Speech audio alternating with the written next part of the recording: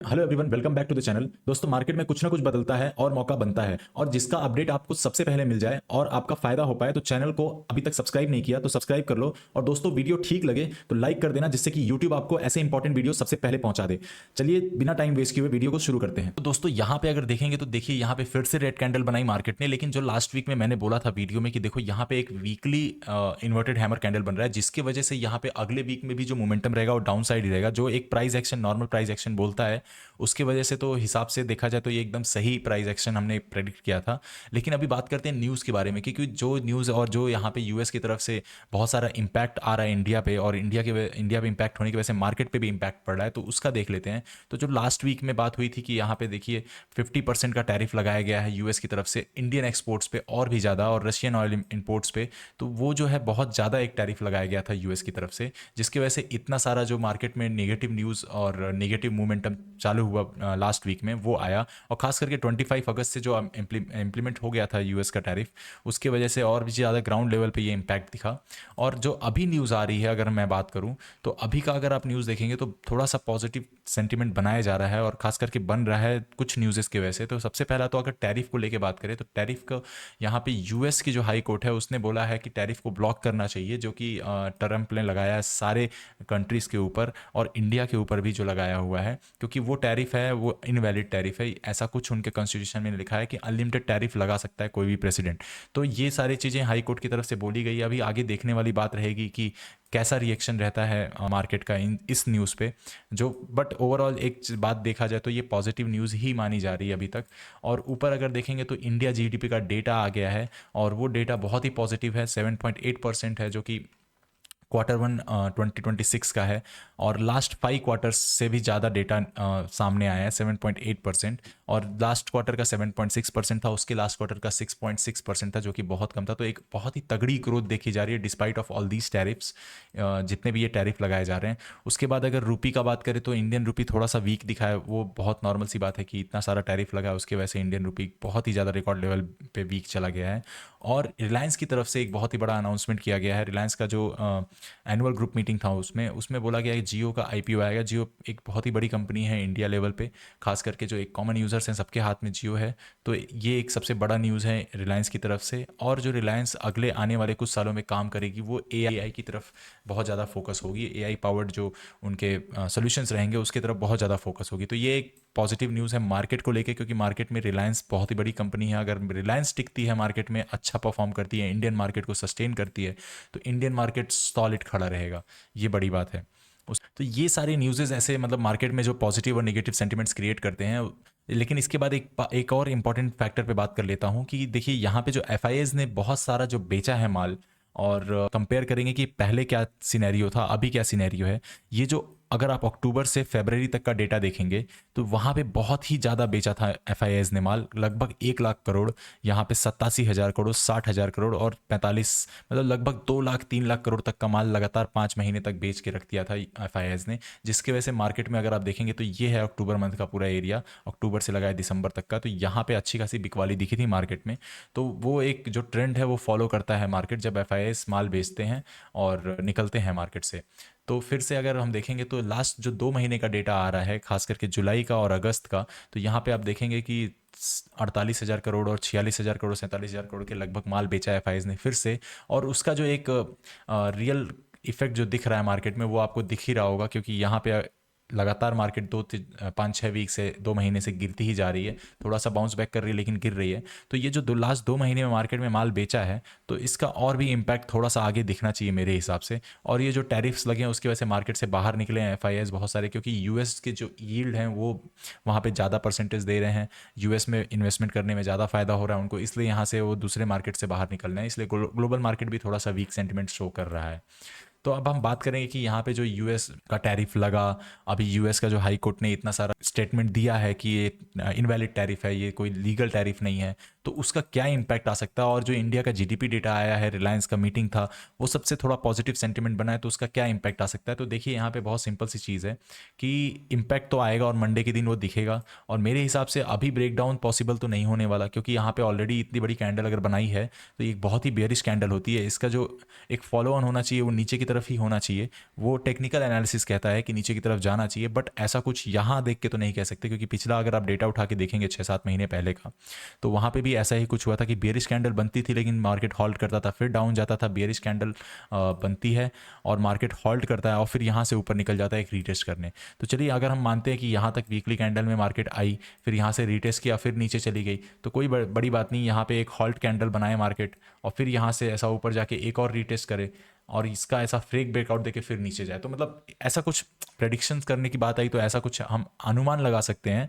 Probability का game होता है यहाँ पे, कोई पॉसिबल 100% श्योर शॉट कुछ नहीं होता मार्केट में, ये प्रोबेबिलिटी का गेम है। ज़रूरी नहीं है कि यहाँ से ऐसे ही जाए, यहाँ से मार्केट नीचे की तरफ भी निकल सकती है।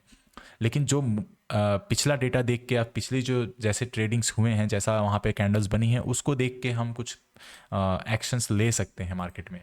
तो चलिए आगे बात करूँगा कि मेरा कैसा प्लान रहने वाला है कल के मार्केट को लेके, और चीज़ें कैसी रहने वाली हैं मंडे के मार्केट को लेके, मैं कैसे प्लान करूँगा, उन सब चीज़ों पे बात कर लूँगा। तो यहाँ पे अगर निफ्टी का डेली, वैसे दोस्तों अगर आपको लाइव मार्केट में इंपॉर्टेंट ट्रेडिंग लेवल्स और पॉजिटिव नेगेटिव न्यूज़ का इंपैक्ट जानना है, क्योंकि मार्केट का हर छोटा बड़ा अपडेट वीडियो बनाने का वेट नहीं करता, तो आप टेलीग्राम चैनल में जुड़ जाइए, जिससे कि आप मार्केट में 24/7 अपडेटेड रह सकें और आपका फायदा हो सके। लिंक जो है आपको डिस्क्रिप्शन में मिल जाएगा। डेली टाइम फ्रेम पे देखा जाए तो निफ्टी वापस से उसी ट्रेड लेवल पे ट्रेड कर रही है, जो हमारा 24,400 24,500 का लेवल था, निफ्टी वापस से वहीं पे ट्रेड कर रही है। तो यहाँ से देखिए एक बहुत ही इंपॉर्टेंट सपोर्ट है हमारा ये, क्योंकि एक बार सपोर्ट लिया, 2 बार सपोर्ट लिया, 3 बार सपोर्ट लिया, 4, और यहाँ से देखिए फिर से 5 बार फेक ब्रेक डाउन दिया, वापस से निकल गई निफ्टी ऊपर और छठी बार सपोर्ट लेने आया है। तो सिंपल सा प्राइस एक्शन तो यही कहता है कि अगर कोई लेवल जो है बार बार रीटेस्ट हो रहा है तो उसके ब्रेक होने की चांसेस बहुत ज़्यादा बढ़ जाते हैं। लेकिन वहाँ पे रिटेलर्स को ट्रैप भी बहुत ज़्यादा किया जाता है, क्योंकि यहाँ पे बड़े प्लेयर गेम खेलते हैं फिर, क्योंकि देखिए यहाँ पे ऐसा ब्रेकआउट दिया और यहाँ पे बहुत सारे लोग फंसे, सबका स्टॉप लॉस लिया और नीचे की तरफ स्टॉप लॉस खाते हुए निकल गई। तो ये होता है मार्केट में बड़े प्लेयर्स का गेम। अच्छा अभी चलिए बात करते हैं कि अगला यहाँ पे क्या हो सकता है। क्योंकि देखिए यहाँ पे मार्केट जो 24,500 के लेवल पे ट्रेड कर रही है, 450 के लेवल पे, तो जो अगर हमारा अगला लेवल हम निकाल के चले तो देखिए एक तो ये लेवल निकल के आता है जो 24,000 का लेवल है क्लियर।